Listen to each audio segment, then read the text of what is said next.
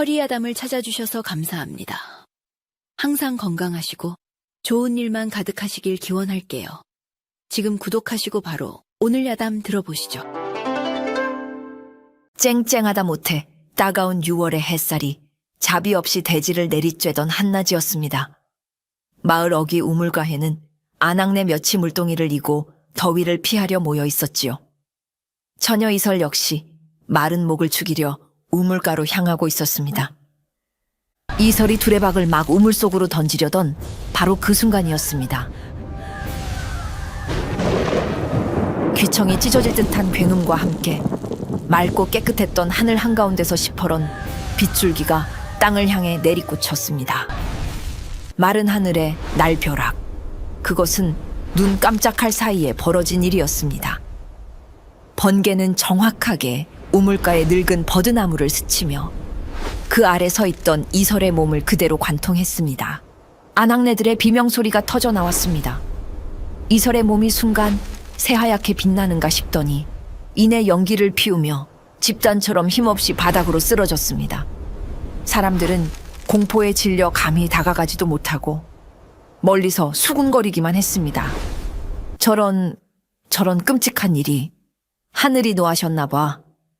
소식을 듣고 달려온 마을의 늙은 의원 역시 이설의 상태를 보더니 고개를 절레절레 저었습니다.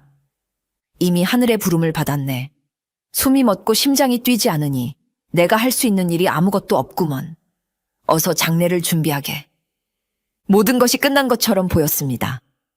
하늘의 변덕이 한 어여쁜 처녀의 삶을 허망하게 앗아간 비극적인 순간이었습니다.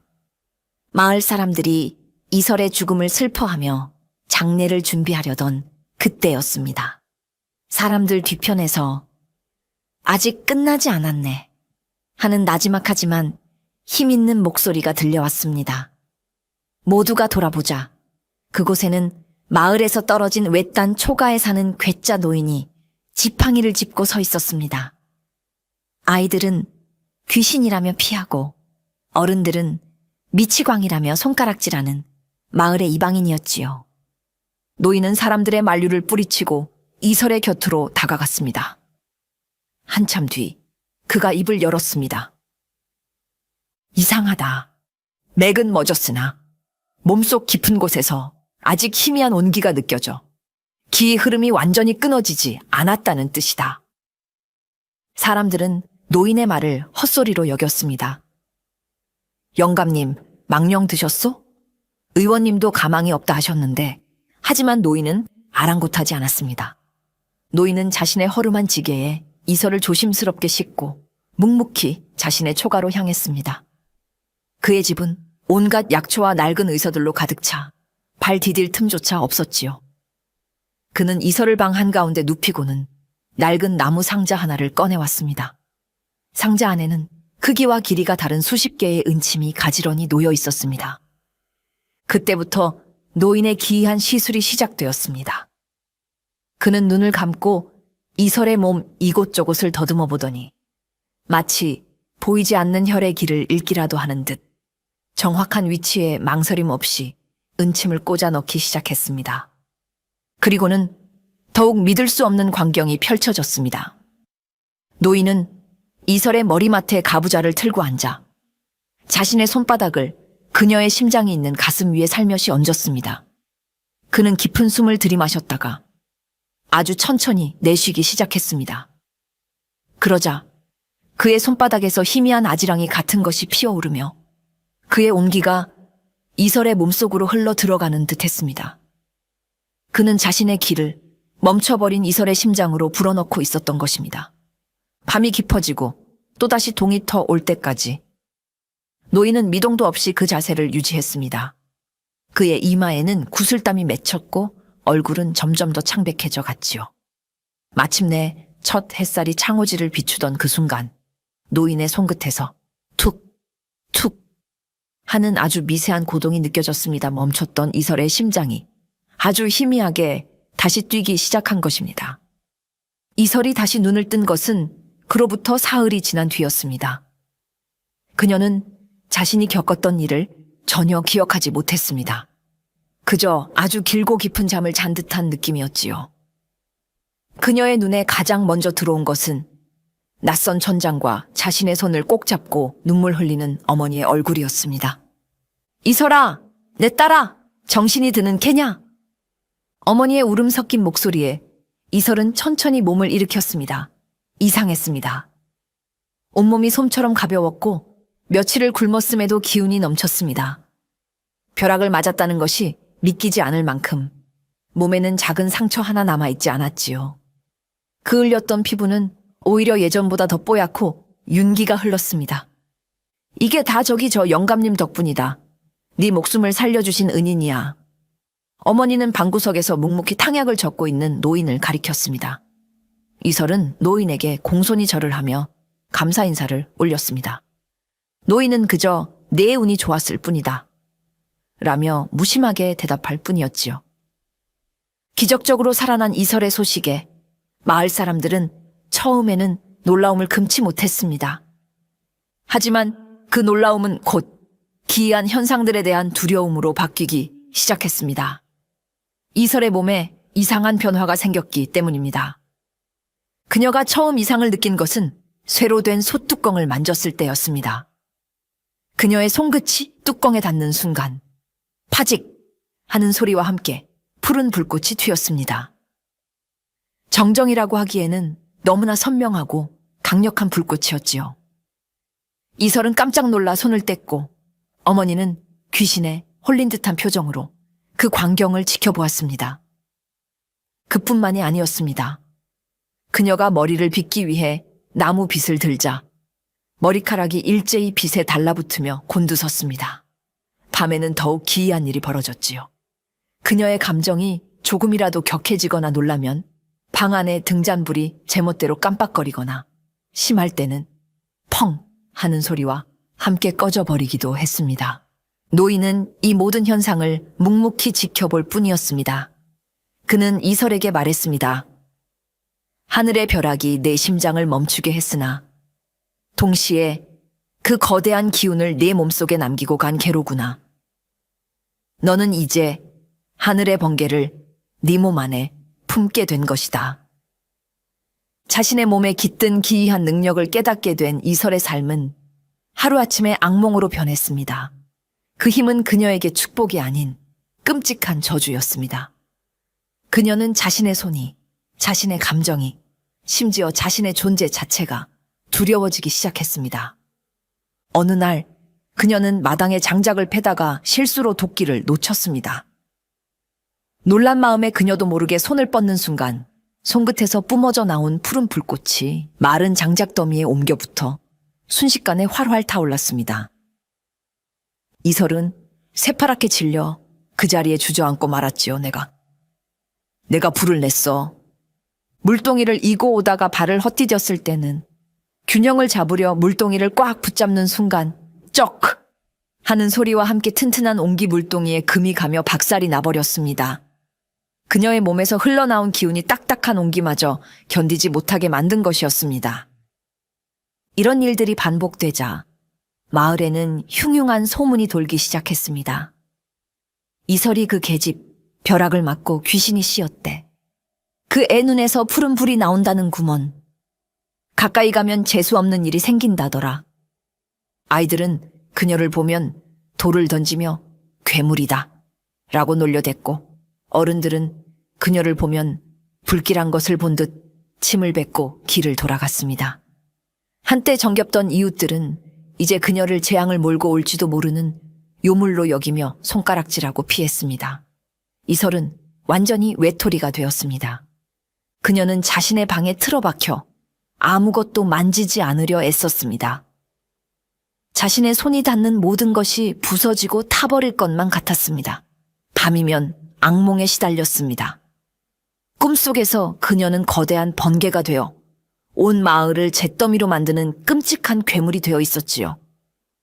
그녀는 울면서 잠에서 깨어나 어둠 속에서 자신의 손을 내려다보며 흐느꼈습니다. 차라리 그때 죽었더라면 좋았을 텐데. 자신이 사랑하는 모든 것을 해칠지도 모른다는 공포. 세상으로부터 완전히 고립되었다는 외로움. 이설은 하루하루 말라갔습니다. 그녀의 맑았던 눈동자는 이제 깊은 슬픔과 절망으로 그늘져 있었지요. 그녀는 자신이 인간이 아닌 끔찍한 괴물이 되어버렸다고 생각했습니다. 이설이 절망의 늪에서 허우적거리고 있을 때 그녀에게 손을 내민 것은 괴짜 노인뿐이었습니다. 그는 매일같이 이설의 집을 찾아와 방구석에 웅크리고 있는 그녀를 묵묵히 지켜보았지요. 그러던 어느 날 그는 조용히 입을 열었습니다. 얘야, 네 몸에 깃든 것은 저주가 아니다. 그것은 그저 아주 거대한 힘일 뿐이다. 이설이 고개를 들자 노인은 말을 이었습니다. 그 힘은 마치 거친 강물과 같이 제멋대로 날뛰게 내버려 두면 둑을 무너뜨리고 모든 것을 휩쓸어가는 무서운 독이 된다. 허나 그 흐름을 잘 다스려 물기를 내어주면 메마른 논에 물을 대고 만물을 살리는 귀한 약이 되는 법이다. 노인의 말에 이설에 공허했던 눈동자에 희미한 빛이 감돌았습니다. 다스린다니요? 제가 어찌 이 무서운 힘을 다스릴 수 있단 말입니까? 노인은 지팡이로 방바닥을 가리켰습니다. 모든 것의 시작은 숨결이다. 너의 안에서 날뛰는 번개의 기운을 너의 숨결로 다스리는 법부터 배워야 한다. 그날부터 노인의 가르침이 시작되었습니다. 그는 먼저 이설에게 올바른 호흡법을 가르쳤습니다. 단전 깊은 곳에서부터 숨을 들이마시고 아주 천천히 그리고 고르게 내뱉는 연습이었지요. 처음에는 숨이 차고 어지러웠지만 며칠이 지나자 이설은 조금씩 자신의 들숨과 날숨의 흐름에 집중할 수 있게 되었습니다. 호흡이 안정되자 노인은 그녀를 데리고 집 뒤편의 작은 대나무 숲으로 갔습니다. 그는 이설에게 눈을 감고 가만히 앉아 바람에 흔들리는 댄잎 소리, 흙 속을 기어가는 벌레의 움직임, 그리고 자신의 몸속에서 꿈틀거리는 기운의 흐름에 온 정신을 집중하라고 가르쳤습니다. 명상이었습니다. 네 안의 번개를 적으로 생각하지 말거라. 그것 또한 너의 일부이니라. 그것과 싸우려 하지 말고 친구가 되어 그 소리를 들어보아라. 그것이 무엇을 원하는지, 어디로 흐르고 싶어 하는지를. 이설은 매일같이 명상을 했습니다. 처음에는 온갖 잡념과 두려움에 정신을 집중할 수 없었지만 시간이 흐르면서 점차 고요한 평온을 찾을 수 있었지요. 그리고 어느 순간 그녀는 정말로 자신의 몸속에서 거대한 에너지가 용솟음치며 흐르는 것을 느낄 수 있었습니다. 그것은 더 이상 통제 불능의 파괴적인 힘이 아니라 마치 혈관 속을 흐르는 피처럼 자연스러운 생명의 흐름이었습니다. 어느 날 명상을 하던 이설의 손끝에서 또다시 푸른 불꽃이 파직 하고 튀었습니다. 예전 같았으면 비명을 지르며 놀랐겠지만 이번에는 달랐습니다. 그녀는 놀라지 않고 자신의 숨결에 집중하며 그 불꽃을 가만히 바라보았습니다. 그러자 신기하게도 불꽃은 금세 사그라들어 그녀의 손끝으로 다시 스며들었습니다. 이설이 자신의 능력을 다스리는 법을 배우며 조금씩 안정을 찾아갈 무렵 그녀는 자신을 가르치는 노인에 대해 깊은 궁금증을 갖게 되었습니다. 그는 단순한 시골 노인이 아니었습니다. 인체의 기와 혈의 흐름에 대해 해박한 지식을 가지고 있었고 그의 말과 행동에서는 범접할 수 없는 깊이와 위험이 묻어나왔지요. 어느 날 이설은 노인의 방을 청소하다가 낡은 책괴 구석에서 먼지 쌓인 의서 한 권을 발견했습니다. 책의 표지에는 내의원이라는 글씨와 함께 임금의 옥새가 희미하게 찍혀 있었습니다. 궁궐의 의원, 그것도 임금을 직접 돌보는 어이만이 볼 수 있는 책이었습니다. 그날 저녁 이설은 노인에게 의서를 내밀며 조심스럽게 물었습니다. 영감님, 대체 어떤 분이십니까? 어찌하여 이런 귀한 책을 가지고 계신 겁니까? 노인은 의서를 보더니 잠시 깊은 상념에 잠겼습니다.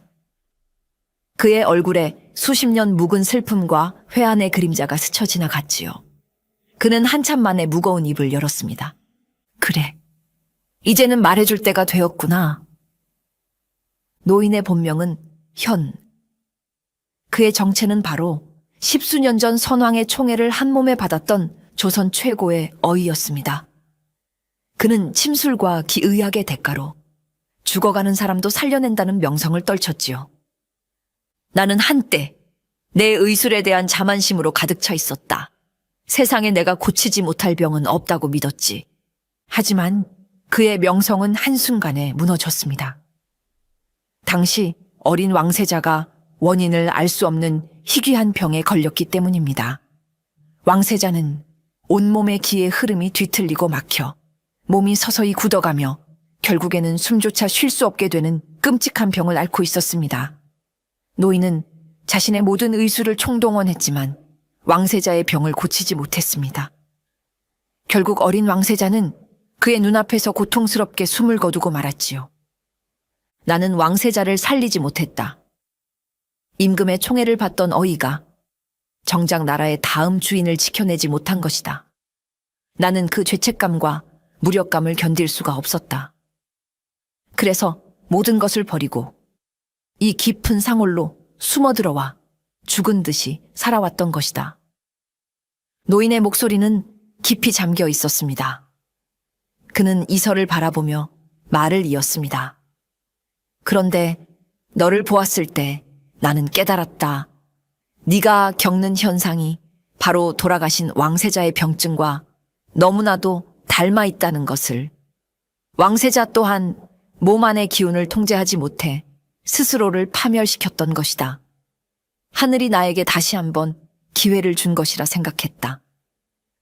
과거의 실패를 되풀이하지 말고 너를 통해 내 의술을 완성하라는 그런 뜻이라고 말이다. 이설과 노인이 서로의 상처를 보듬으며 세상과 담을 쌓고 지내는 동안 바깥 세상은 극심한 고통에 신음하고 있었습니다.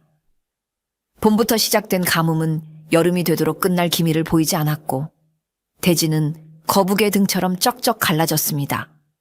애써 심어놓은 곡식들은 누렇게 타들어갔고 강물은 바닥을 드러냈으며 백성들의 얼굴에는 시름이 깊게 새겨졌지요. 이 고을을 다스리는 곽사또는 백성들의 고통에는 아랑곳하지 않는 탐욕스러운 자였습니다. 그는 가뭄을 핑계로 세금을 더욱 가혹하게 걷어들였고 나라에서 내려온 구율민은 빼돌려 자신의 창고를 채우기 바빴습니다.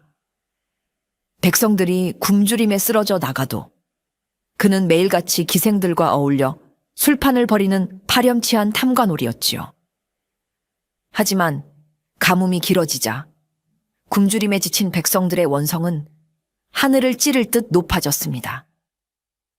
곳곳에서 밀란이라도 일어날 기세였지요. 자신의 안위가 위태로워진 것을 느낀 곽사또는 그제야 마지못해 민심을 수습할 방도를 찾기 시작했습니다. 그가 선택한 방법은 자신의 죄를 덮고 백성들의 불만을 다른 곳으로 돌리기 위한 희생양을 찾는 것이었습니다. 그는 관아 마당에 거대한 제단을 쌓고 용하다는 무녀를 불러들여 요란한 기우제를 열었습니다. 하지만 며칠간 돼지를 잡고 굿판을 벌여도 하늘은 비 한 방울 내려주지 않았지요. 사또! 이래가지고는 안 됩니다. 굶어 죽기 전에 사또부터 잡아먹을 판입니다. 하늘이 노하셨다. 다 사또가 탐욕스러워서 그런 것이다. 백성들의 분노는 이제 사또를 직접 겨누기 시작했습니다. 궁지에 몰린 곽사또는 식은땀을 흘리며 새로운 희생양을 물색했습니다. 바로 그때 그의 귀에 흉흉한 소문 하나가 들려왔습니다. 산골 마을에 사는 한 처녀가 마른 하늘의 벼락을 맞고도 살아났으며 몸에서 푸른 불꽃을 내뿜는다는 기이한 이야기였습니다. 탐욕스럽고 교활한 사또의 눈이 번뜩이는 순간이었습니다. 곽 사또보다 먼저 이설의 소문을 이용한 자가 있었으니 바로 기우제를 주관했던 뇌신의 무녀였습니다. 그녀는 이 마을의 토속 신앙을 지배하며 백성들의 무지를 이용해 자신의 배를 불리는 교활한 여인이었지요. 며칠간 이어진 기우제에도 비가 내리지 않아 자신의 위신이 땅에 떨어질 위기에 처하자 그녀는 모든 책임을 이설에게 떠넘기기로 작정했습니다. 무녀는 제단 위에서 신들린 듯 방울을 흔들며 백성들을 향해 악을 쓰듯 외쳤습니다. 들으시오. 내가 하늘의 뜻을 읽으니 비가 내리지 않는 이유는 따로 있었소. 사람들이 웅성거리며 그녀의 입을 주목했습니다. 무녀는 손가락으로 이설이 사는 산골 방향을 가리키며 섬뜩한 목소리로 말했지요. 저 산골에 사는 벼락 맞은 계집, 그 아이가 하늘의 정기인 번개를 훔쳐 제 몸 안에 가두었기 때문에 비구름이 이 땅에 모이지 못하는 것이요. 그 요망한 계집이 하늘의 노여움을 산 재앙의 근원이란 말이요. 그녀의 말은 굶주림과 두려움에 지쳐있던 백성들의 마음에 불을 지폈습니다. 사람들은 이성적인 판단력을 잃고 무녀의 선동에 휩쓸리기 시작했지요. 그 계집 때문이었구나. 당장 그 요물을 끌어내야 한다. 그 아이를 없애야 비가 내릴 것이다. 분노한 군중은 횃불과 농기구를 들고 이설의 집으로 몰려갈 기세였습니다. 그들은 자신들의 고통의 원인을 가장 연약하고 별난 존재에게 돌림으로써 위안을 찾으려 했던 것입니다. 무녀의 진짜 속셈은 따로 있었습니다. 그녀는 이설을 뇌신에게 바쳐야 할 제물로 규정함으로써 자신의 실패한 기우제를 극적인 희생 제의로 바꿀 계획이었습니다. 만약 이설을 제물로 바친 뒤 우연히 비라도 내린다면 자신의 신통력은 하늘을 찌를 듯 높아질 것이고 설사 비가 오지 않더라도 가뭄의 모든 책임을 이설에게 떠넘길 수 있었으니까요. 그녀에게 이설은 신성한 제물이거나 혹은 재앙을 부르는 요물이거나 어느 쪽이든 상관없었습니다. 중요한 것은 자신의 위세를 지키는 것뿐이었지요. 무지에서 비롯된 광기는 그렇게 또다시 아무 죄 없는 소녀를 희생양으로 삼키려 하고 있었습니다. 무녀의 선동으로 백성들이 이설을 해치려 들자 곽 삿도운 속으로 쾌재를 불렀습니다. 하지만 그는 무녀처럼 어리석지 않았지요. 그는 이설을 죽이는 것보다 살려서 이용하는 것이 자신에게 훨씬 더 큰 이익이 된다는 것을 간파했습니다. 삿도운 포졸들을 보내 성난 군중을 막는 척하며 그 소란을 틈타 이설과 노인을 관하로 보호라는 명목하에 강제로 연행해왔습니다. 그리고는 자신의 관하 깊숙한 방에서 두 사람을 앞에 앉혀놓고 본격적으로 자신의 탐욕을 드러내기 시작했습니다. 내가 들으니 내게 기이한 능력이 있다고 하더구나. 네 몸에서 푸른 불꽃이 튀고 네가 노하면 등불이 꺼진다지. 곽 삿돈 기름진 얼굴에 교활한 미소를 띤 채 이설을 위아래로 훑어보았습니다. 이설이 겁에 질려 아무 말도 못하자 노인이 대신 나섰습니다. 삿도, 이 아이는 그저 병약한 아이일 뿐입니다. 부디 소란에 휘말리지 않도록 선처를 베풀어 주십시오. 곽 삿도운 코웃음을 쳤습니다. 영감, 내 앞에서는 거짓을 고할 필요 없네. 나는 이미 모든 것을 알고 있어. 자, 내게 제안이 하나 있다. 그는 몸을 앞으로 숙이며 뱀처럼 속삭였습니다. 백성들은 어리석어 저 무녀의 말에 놀아나 너를 죽이려 들 것이다. 하지만 내가 너를 지켜주마. 너를 재앙을 부르는 요물이 아닌 하늘의 뜻을 행하는 성녀, 생류로 만들어주겠다는 말이다. 너는 내 말대로 백성들 앞에서 기적을 행하는 척 연기만 하면 된다 그러면 너는 백성들의 존경과 숭배를 받게 될 것이고 나는 너의 이름으로 그들에게서 재물을 거두어 나의 부를 채울 것이다. 어떠냐? 서로에게 아주 좋은 거래가 아니냐? 그것은 이설의 신비한 능력을 이용해 백성들을 상대로 거대한 사기극을 벌이자는 비열한 제안이었습니다. 노인이 분노하여 지팡이를 짚고 일어섰습니다. 내 이놈, 어찌 백성을 속여 내 사리사욕을 채우려 드느냐? 이 아이는 하늘의 뜻을 품은 귀한 아이다. 내 놈의 탐욕을 채우기 위한 도구가 아니란 말이다. 곽 삿도의 얼굴에서 미소가 사라졌습니다. 그는 차가운 목소리로 두 사람을 협박했습니다. 영감, 아직도 상황 파악이 안 되는 모양이군. 지금 당장이라도 내가 문을 열고 이 계집이 바로 요물이다 라고 외치면 성난 백성들이 몰려와 너희를 갈기갈기 찢어 놓을 것이다. 선택은 너희의 몫이다. 나와 손을 잡고 부귀영화를 누릴 것인가? 아니면 요물로 몰려 화형대 위에서 한 줌의 재로 변할 것인가? 그의 탐욕은 이제 소녀의 목숨을 담보로 한 잔인한 협박이 되어 그녀를 옥죄어 오고 있었습니다.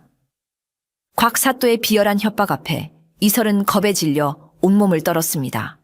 화형대, 요물, 성난 군중. 그녀의 머릿속은 온통 끔찍한 상상으로 가득 찼지요. 하지만 그녀의 곁에 있던 노인은 달랐습니다. 그의 허리는 꼿꼿했고 그의 눈빛은 분노와 함께 아주 깊고 단단한 결의로 빛나고 있었습니다. 사또. 이 아이는 사또의 제안을 받아들이지 않을 것입니다. 그리고 나 또한 이 아이가 당신의 탐욕스러운 계략에 희생되도록 내버려 두지 않을 것입니다. 곽사또는 어이가 없다는 듯이 웃었습니다. 허허, 이 늙은이가 정말 죽고 싶은 개로구나. 내 놈이 대체 뭘 할 수 있단 말이냐. 내 놈의 힘으로는 당장 저 문 밖에 성남 백성 하나 막지 못할 것이다.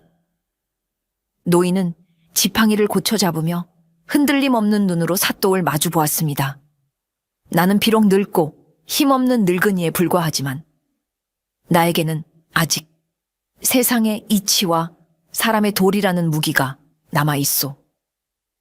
당신은 백성을 속일 수 있다고 믿겠지만 하늘의 뜻은 결코 속일 수 없는 법 두고 보시오. 누가 진정한 심판을 받게 될지를 관할을 나온 노인은 이설의 손을 꼭 잡았습니다. 얘야, 두려워하지 말거라. 이제부터는 숨지 않을 것이다. 우리가 먼저 세상에 우리의 진실을 보여주는 것이다. 너의 그 힘이 저주가 아닌 축복임을 우리가 함께 증명해 보이는 것이다.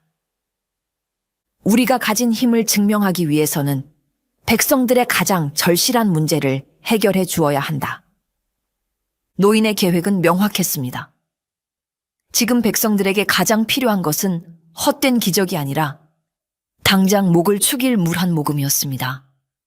그는 이설에게 마을에서 가장 크지만 지금은 바닥을 드러낸 채 쩍쩍 갈라져 있는 중앙 우물로 가자고 했습니다. 내 안의 번개의 기운은 땅속 깊은 곳에 흐르는 수맥의 기운과 맞닿아 있다. 너의 힘으로 그 잠들어 있는 물길을 다시 깨울 수 있을 것이다. 이설은 반신반의했지만 노인의 확신에 찬 눈빛을 믿고 따르기로 했습니다.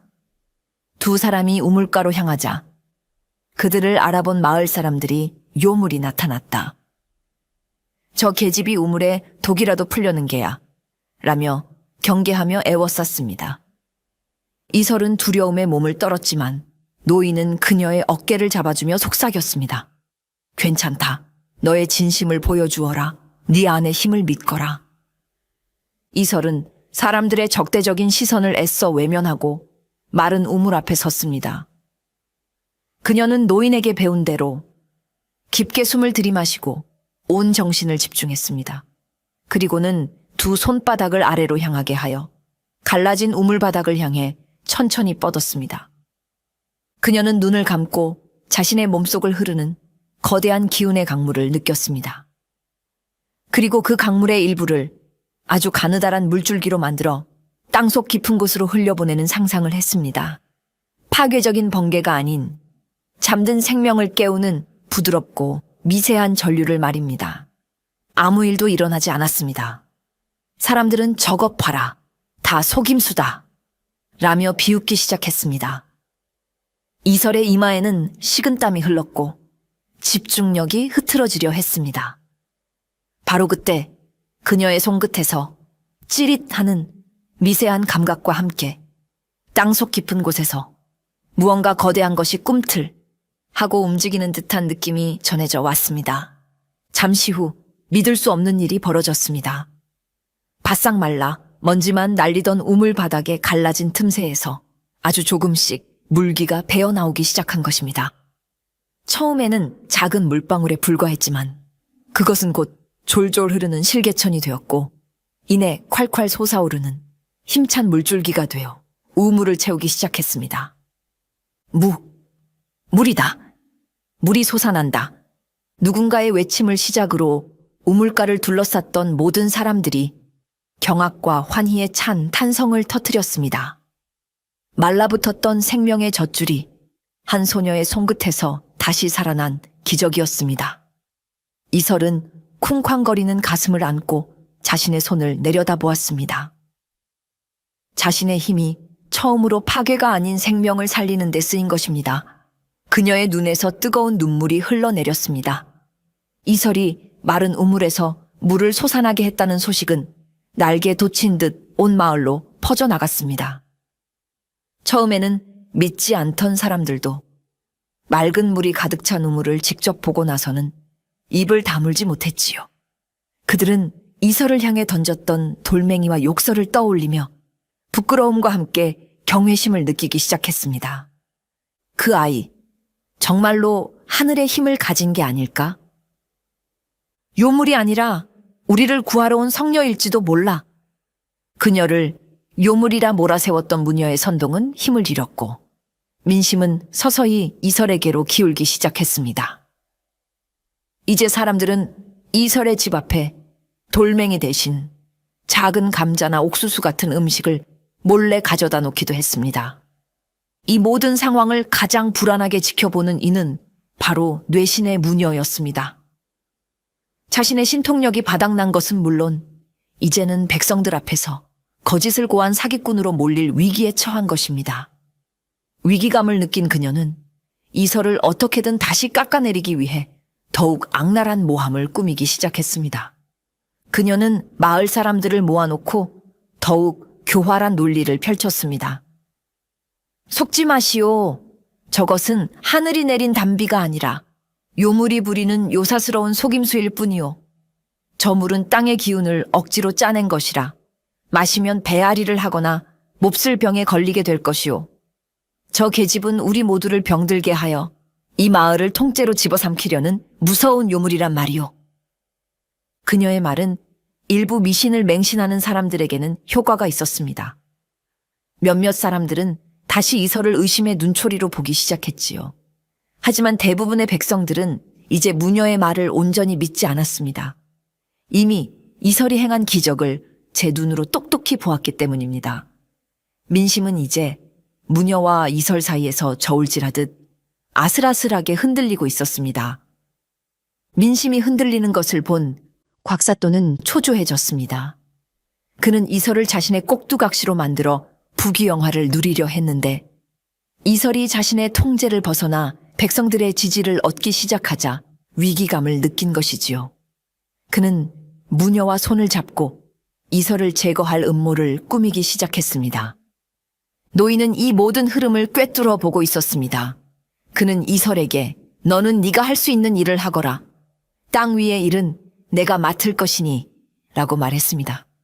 그는 이설이 다음 기적을 준비하며 시간을 버는 동안 뒤에서 조용히 반격의 칼을 갈기 시작했습니다. 그는 먼저 곽사또가 착복한 구율미의 행방을 쫓았습니다.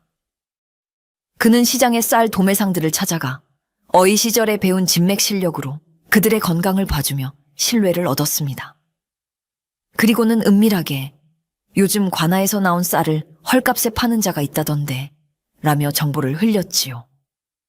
며칠간의 탐문 끝에 그는 마침내 곽사또가 빼돌린 쌀이 어느 상인을 통해 암시장에 팔려나가고 있는지를 알아냈고 그 증거인 비밀 장부를 손에 넣는 데 성공했습니다. 또한 그는 과거 내 의원에서 함께 일했던 후배 의원에게 비밀 서찰을 보냈습니다. 후배는 이제 조정의 높은 관리가 되어 있었지요. 노인은 서찰을 통해 이 고을의 끔찍한 가뭄 실태와 곽 사또의 악행을 알리고 암행 감찰을 내려달라고 간곡히 청했습니다. 마침내 곽 사또가 정한 기우제의 날이 밝았습니다. 그날따라 하늘은 구름 한 점 없이 맑아 대지는 더욱 거세게 타들어가는 듯했습니다. 관아 앞 너른 마당에는 거대한 제단이 쌓였고 온 마을 사람들이 이 역사적인 대결을 보기 위해 구름처럼 몰려들었습니다. 곽 사또는 가장 화려한 관복을 차려입고 제단 위에 올라 백성들을 향해 위선적인 연설을 늘어놓았습니다.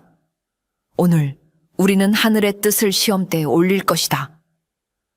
저 아이가 진정한 성녀인지 아니면 우리를 현혹하는 요물인지가 판가름 날 것이다. 그의 옆에는 뇌신의 무녀가 짙은 화장을 한 채 불길한 기운을 내뿜으며 서 있었습니다. 제단 아래에는 하얀 소복을 입은 이설이 홀로 굳은 표정으로 서 있었지요. 백성들은 기대와 의심, 그리고 불안이 뒤섞인 눈으로 그녀를 바라보았습니다. 노인은 군중 속에 섞여 묵묵히 이 모든 것을 지켜보고 있었습니다.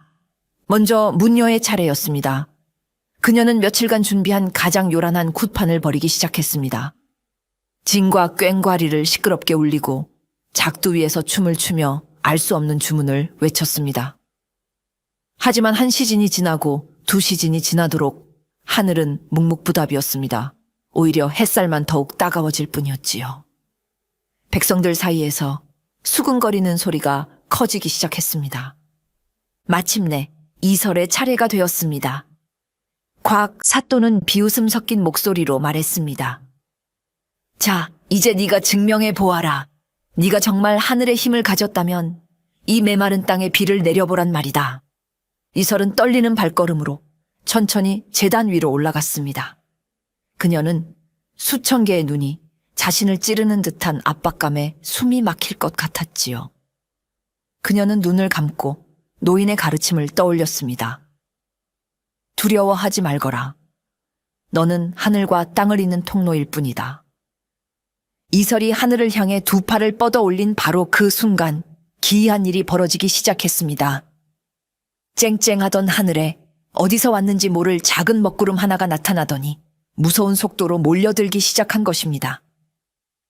순식간에 하늘은 칠흑 같은 어둠에 휩싸였고 한낮인데도 불구하고 사방은 밤처럼 어두워졌습니다. 구름이다! 구름이 몰려온다! 백성들은 경악과 환희가 뒤섞인 목소리로 외쳤습니다.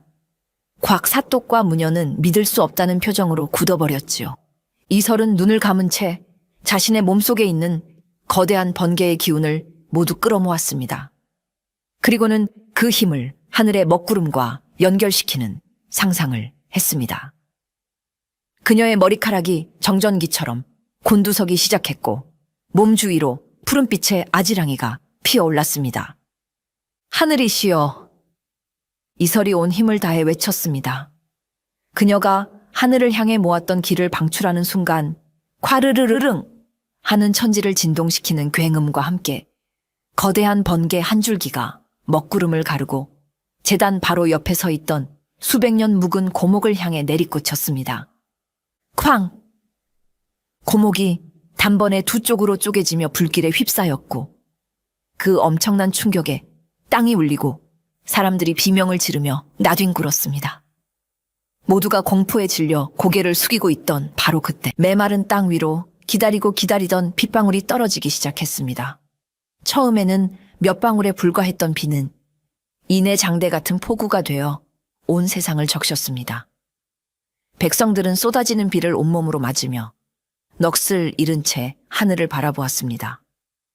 그리고는 이내 서로를 부둥켜 안고 환호성을 지르며 눈물을 흘렸습니다. 수개월간 이어졌던 지독한 가뭄이 끝나는 순간이었습니다. 제단 위에 서 있던 이설은 쏟아지는 비를 맞으며 힘이 다 빠져 그 자리에 주저앉았습니다. 하지만 그녀의 얼굴에는 평온한 미소가 걸려 있었지요. 그녀는 마침내 자신의 힘이 저주가 아닌 생명을 살리는 축복임을 온 세상에 증명해낸 것입니다.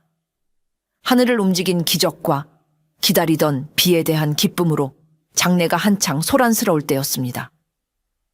마을 어귀에서부터 암행어사 출두요 하는 우렁찬 외침과 함께 갑옷을 입은 군사들이 말을 타고 들이닥쳤습니다. 그들은 순식간에 관할을 포위하고 넋이 나간 채 비를 맞고 서 있던 곽사또를 결박하기 시작했지요. 이게 무슨 짓인가? 나는 이 고을의 사또이다. 발악하며 소리쳤지만 감찰관의 대표로 보이는 장수는 차가운 목소리로 말했습니다. 어명이다. 그대는 나라에서 내려보낸 구율미를 착복하고 백성을 도탄에 빠뜨린 죄로 즉시 파직하고 의금부로 압송하여 엄히 다스릴 것이다. 바로 노인이 한양의 후배에게 보낸 서찰이 효력을 발휘한 것입니다. 노인은 비가 내릴 것을 예측하고 감찰관들에게 바로 오늘 기우제에 맞춰 들이닥치도록 미리 약조를 해두었던 것입니다. 감찰관들은 사또의 창고에서 빼돌린 구휼미와 비밀 장부를 증거로 찾아냈고 그의 모든 비리가 만천하에 드러났습니다. 뇌신의 무녀 역시 요사스러운 술법으로 백성을 현혹하고 하늘의 뜻을 사칭하여 재물을 갈취한 죄로 그 자리에서 체포되었습니다. 모든 것을 잃은 그녀는 내가 졌구나 라며 허망하게 주저앉고 말았지요. 곽 사또의 비리를 밝히는데 결정적인 역할을 한 노인의 정체는 감찰관들을 통해 자연스럽게 조정에까지 알려졌습니다. 사라졌던 당대 최고의 어이현이 궁벽한 시골 마을에서 은둔하고 있었다는 소식에 임금은 크게 기뻐하며 당장 그를 다시 궁구로 불러들이라는 명을 내렸지요. 며칠 후 임금의 교지를 든 사신이 마을을 찾아왔습니다. 사신은 노인 앞에 공손히 예를 갖추고 다시 내의원으로 돌아와 어이로서 임금과 나라를 위해 봉사해달라는 뜻을 전했습니다. 그것은 모든 의원이 꿈꾸는 최고의 영광이었습니다. 하지만 노인은 임금의 제안을 정중히 거절했습니다. 그는 사신에게 깊이 고개를 숙이며 말했지요. 성은이 망극하오나 늙고 병든 이 몸은 이제 궁의 높은 자리를 감당할 수 없나이다. 소신이 진정으로 있어야 할 곳은 화려한 궁궐이 아니라 의원의 손길이 필요한 아픈 백성들의 곁입니다. 그는 과거의 실패를 되풀이하고 싶지 않았습니다. 권력의 중심에서 한 명의 왕세자를 구하지 못했던 과거보다 이제는 이름 없는 수많은 백성들의 생명을 구하는 삶을 살고 싶었던 것입니다. 그의 마음은 이미 정해져 있었습니다. 사신이 돌아간 후 이설이 노인에게 물었습니다. 영감님, 정말 괜찮으시겠어요? 평생의 명예를 되찾을 수 있는 기회인데. 노인은 이설의 머리를 쓰다듬으며 인자한 미소로 대답했습니다. 얘야, 진정한 명예란 높은 벼슬자리에 있는 것이 아니란다.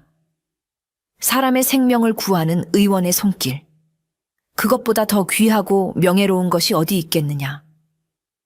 나는 이제 너와 함께 이곳에 남아 나의 마지막 소명을 다하고 싶구나. 그의 결심은 확고했습니다. 그는 과거의 죄책감과 실패의 그늘에서 완전히 벗어나 진정한 의원으로서의 새로운 삶을 선택한 것입니다. 그리고 그 새로운 삶의 곁에는 그가 목숨을 걸고 지켜낸 제자이자 동반자인 이설이 함께할 것이었습니다. 가뭄이 끝나고 마을에 평화가 찾아오자 이설은 더 이상 자신의 능력을 두려워하거나 숨기지 않았습니다. 그녀는 노인의 가르침 아래 자신의 몸속에 깃든 번개의 힘을 사람을 살리는 데 쓰기로 결심했지요. 그녀는 노인의 작은 촉에서 그를 도와 환자들을 돌보기 시작했습니다. 그녀의 능력은 특히 기의 흐름이 막혀 몸이 마비되거나 통증에 시달리는 환자들에게 놀라운 효과를 보였습니다. 어느 날 밭일하다 허리를 다쳐 꼼짝도 못하던 한 농부가 실려왔습니다. 노인이 침을 놓아 큰 통증은 잡았지만 굳어진 허리는 쉽게 펴지지 않았지요. 그때 이설이 농부의 허리에 조심스럽게 자신의 손을 얹었습니다. 그리고는 온 정신을 집중하여 아주 미세하고 부드러운 전기를 흘려보냈습니다. 찌릿, 찌릿. 농부의 허리에서 따뜻하고 기분 좋은 진동이 느껴졌습니다. 뭉치고 막혔던 혈자리가 이설의 기운에 의해 부드럽게 풀리는 듯 했지요. 잠시 후 이설이 손을 떼자 농부는 믿을 수 없다는 듯 굳었던 허리를 천천히 펴고 일어섰습니다. 일어선다. 내 허리가 펴졌어. 이 소문이 퍼지자 인근 마을에서까지 온갖 환자들이 그녀를 찾아왔습니다. 중풍으로 반신이 마비되었던 노인, 사고로 팔을 쓰지 못하게 된 젊은이, 원인 모를 통증에 시달리던 아낙네까지. 이설은 노인의 정확한 진단과 자신의 특별한 능력을 결합하여 그들의 막힌 기혈을 뚫어주고 고통을 덜어주었습니다. 그녀의 손길이 닿으면 기적처럼 통증이 사라지고 마비된 몸이 움직이는 일이 반복되었습니다. 시간이 흐르면서 이설과 노인에 대한 이야기는 살아있는 전설이 되어 온 나라로 퍼져나갔습니다. 사람들은 그들의 이야기를 이렇게 전했습니다. 저 깊은 산골 마을에는 하늘의 번개를 다스리는 젊은 여신과 죽은 사람도 살려낸다는 늙은 신이가 살고 있다더라. 두 사람은 이제 단순한 의원이 아니었습니다. 백성들에게 그들은 고통받는 자들을 구원해주는 신적인 존재와도 같았지요. 그들의 초가집은 언제나 아픈 사람들로 문전성시를 이루었지만 두 사람은 단 한 번도 지친 기색 없이 그들을 따뜻하게 맞아주었습니다. 이설과 노인의 관계는 스승과 제자를 넘어 아버지와 딸을 넘어 세상에서 가장 깊은 영혼의 동반자가 되었습니다. 노인은 이설에게 의술과 지혜를 가르쳐 주었고 이설은 노인에게 잊고 있던 삶의 기쁨과 따뜻함을 되찾아 주었습니다. 노인은 더 이상 과거의 죄책감에 시달리지 않았습니다. 이설을 보며 그는 왕세자를 구하지 못했던 실패가 아니라 새로운 생명을 꽃 피워낸 자신의 의술에 대한 자부심을 느꼈습니다. 이설 역시 더 이상 자신의 능력을 두려워하지 않았습니다. 노인의 곁에서 그녀는 자신의 힘이 사람들에게 얼마나 큰 희망이 될 수 있는지를 매일같이 확인하며 행복을 느꼈습니다. 어느 촉촉한 봄비가 내리는 날이었습니다. 이설과 노인은 일을 마치고 툇마루에 나란히 앉아 처마 끝에서 떨어지는 빗방울을 바라보고 있었지요. 빗물을 머금은 텃밭에 푸른 새싹들이 싱그럽게 반짝이고 있었습니다. 이설이 가만히 입을 열었습니다. 영감님, 생각해보면 참 이상한 일이에요. 제가 비를 내리게 한 그날 이후로 이 고을에는 해마다 풍년이 들고 아무런 재앙도 없었으니까요. 노인은 껄껄 웃으며 대답했습니다. 그것은 네가 비를 내렸기 때문이 아니란다. 이설이 의아한 표정으로 그를 바라보자 노인은 빗줄기 너머의 평화로운 마을을 가리키며 말했습니다. 진짜 기적은 하늘에서 내리는 비가 아니었다. 진짜 기적은 저기 저 마을에 있지. 탐욕스러운 관리가 사라지고 백성들이 서로 돕고 의지하며 열심히 살아가는 것. 절망에 빠졌던 소녀가 용기를 내어 사람들의 아픔을 치유하고 과거에 갇혀있던 늙은이가 세상으로 다시 나와 생명을 살리는 것. 바로 그것이 진짜 기적이니라. 그의 말에 이설은 모든 것을 깨달았습니다. 번개를 부르고 마른 우물을 채우는 신비한 힘. 그것은 사람들의 눈을 뜨게 하기 위한 잠시의 방편이었을 뿐. 진정한 기적은 절망 속에서도 희망을 잃지 않고 서로를 구원하고 새로운 생명을 키워내려는 사람들의 마음속에 있다는 것을 말입니다. 쏟아지는 봄비는 마치 그들의 깨달음을 축복하듯 온 세상을 촉촉이 적시고 있었습니다. 벼락을 삼켰던 소녀와 그녀의 멈췄던 심장을 다시 뛰게 한 늙은 의원. 두 사람이 함께 만들어낸 생명의 비는 이제 이 땅에 영원히 마르지 않는 희망의 강물이 되어 흐를 것이었습니다.